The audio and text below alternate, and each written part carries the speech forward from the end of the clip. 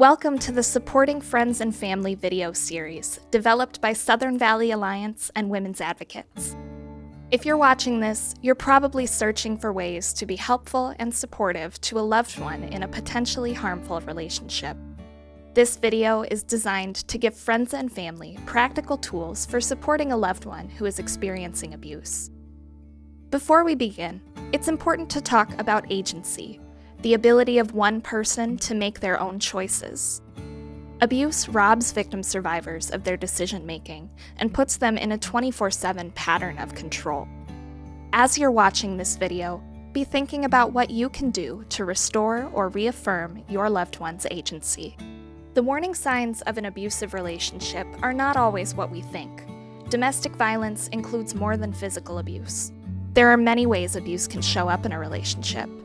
Here are some of the warning signs you may see that may indicate someone you care about is experiencing domestic violence. There's social isolation, where the abuser might keep the survivor from seeing their family and friends. There's constant blame, where the abuser constantly blames the survivor for things outside of their control. There's also harmful criticism or harmful anger. The abuser may harshly criticize the survivor to the point of bullying, or weaponize their anger toward the survivor by saying things like, "I'm not me when I'm angry." Another warning sign is manipulative jealousy. The abuser may manipulate the survivor into cutting off social ties with other people out of jealousy. Another warning sign is excessive control. The abuser may control how the survivor dresses, who they talk to, how they spend their money, and where they go. Intentional sabotage. The abuser may intentionally prevent the survivor from being able to complete daily tasks. They might hide their keys so they can't go to work. And finally, strategic intensity is another warning sign. The abuser may disregard the survivor's boundaries by trying to rush the relationship at first, moving faster than the survivor is comfortable with. What should you do as a friend or family member when someone you care about discloses to you that they are being abused? One way is to use the BLAZER acronym from Ramsey County Sexual Offense Services. You start by believing the survivor and telling them so. Then you listen. Say, "You are important to me. I want to hear your story," and really listen to what they have to say. Next, affirm their feelings. Tell them they're not being dramatic or sensitive, that they're valid in feeling this way. Next, support. Tell them, "I am here for you. Let me know how I can best support you." Empower them. Would you like some options of what to do next? You get to choose. Put the choice back in your loved one's hands. Finally, refer. Say, "I can help connect you with an advocate if you want, but only connect them if that's what they want." Don't overwhelm your loved one with suggestions or what you think is best. It's their life.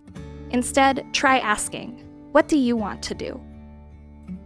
Acknowledge that they're going through something that you haven't. You can tell them, "I can't imagine how tough this experience must be for you, but I'm here." What should you do as a friend or family member when you think someone you care about might be being abused? Even if you're unable to offer practical or logistical assistance, stay connected consistently. And respect their decisions, even if you want to do what you think is best for them. It takes survivors on average 12 to 15 attempts to leave an abusive relationship permanently. They may be taking small steps to leave that relationship, even if you can't see them. Here are some examples of language to embrace or to avoid when supporting victim survivors of domestic violence. Embrace language that reaffirms their agency. Say things like, "You're not alone. I believe you.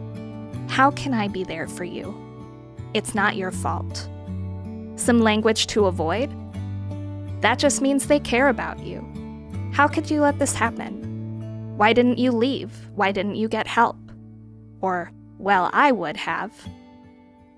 We hope that watching this video has given you some sense of the challenges your loved one is facing right now.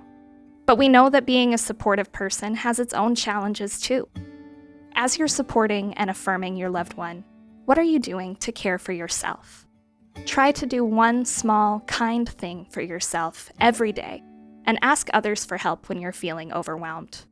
You deserve care too.